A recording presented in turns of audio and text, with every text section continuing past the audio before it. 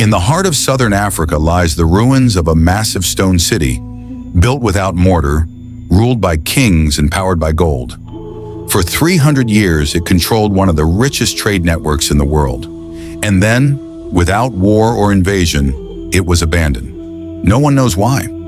Today, we uncover the lost empire of Great Zimbabwe, the African city that vanished. If you enjoy uncovering hidden histories like this one, consider subscribing so you don't miss the next discovery.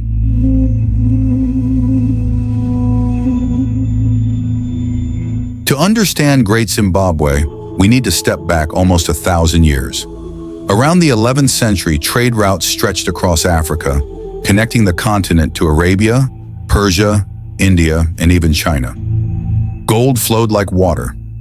Ivory, spices, and cloth moved across deserts and seas. And in this world of merchants and monarchs, one stone city rose to dominate the southern gold trade: Great Zimbabwe. The people who built Great Zimbabwe were the ancestors of today's Shona. Around the 11th century, they established a settlement that grew into one of the largest cities in sub-Saharan Africa. What made it legendary wasn't just its size, but its walls.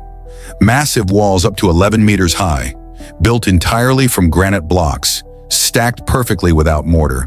No cement, no glue, just precision, stone cutting, and engineering. Even today, the craftsmanship stands unmatched on the continent. High above the valley sits the hill complex, a fortress of granite platforms and narrow passageways. Archaeologists believe this was the royal residence, the seat of kings.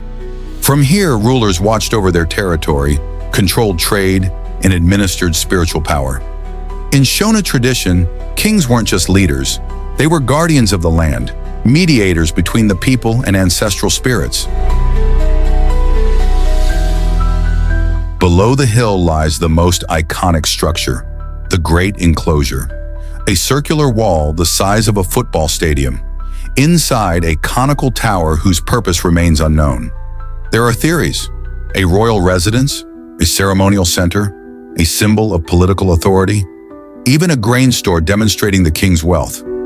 But no one knows for certain. The design is unique, found nowhere else in Africa. Artifacts found here reveal a city deeply connected to the world. Archaeologists discovered glass beads from India, porcelain from China, coins from Persia, and even Arab copper.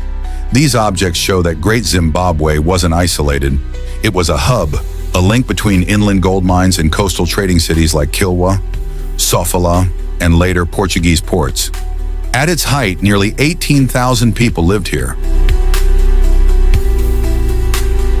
Great Zimbabwe's rulers built their authority on 3 pillars: gold, extracted from nearby mines and traded for luxury goods; cattle, the measure of wealth, status, and power; spiritual authority. Kings were believed to communicate with ancestors and control the fate of the land. These forces created a stable, wealthy society until something broke. By the late 1400s, Great Zimbabwe was abandoned. The walls remained, but the people were gone. There are 4 major theories, and each reveals a different side of the mystery.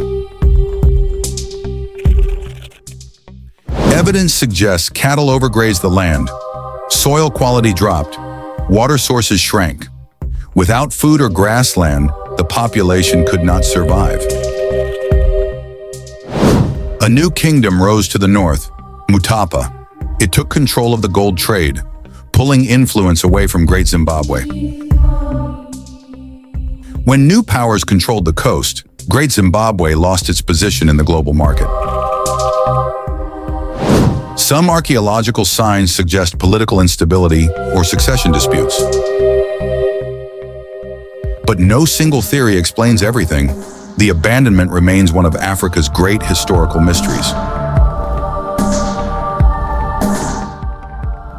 When European explorers reached the ruins in the 1800s, they could not accept that Africans had built it.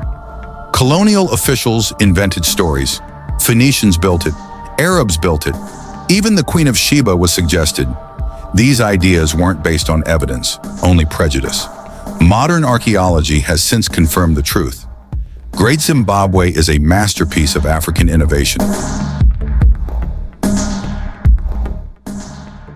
Despite decades of study, key mysteries remain. Why was the conical tower built? What rituals took place in the Great Enclosure? Why did the entire population leave so suddenly? How did builders carve and transport such massive stones? Each year, new excavations uncover more clues, but the story is far from complete. Great Zimbabwe wasn't just a city, it was a statement, a declaration of engineering skill, political power, and cultural identity. An African kingdom that rose through trade, wealth, and artistry, and left behind a legacy carved in stone. If you enjoyed this journey into the lost city of Africa, subscribe to Mythos and Earth. More hidden histories and forgotten worlds are waiting.